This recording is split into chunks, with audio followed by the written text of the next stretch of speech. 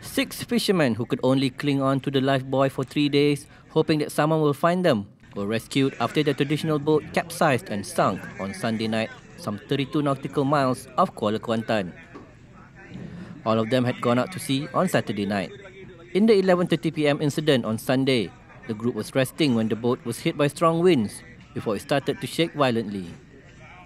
The six men were found in the waters off Kemasit, which is a 5-hour journey from the Marine Police Jetty in Kuantan.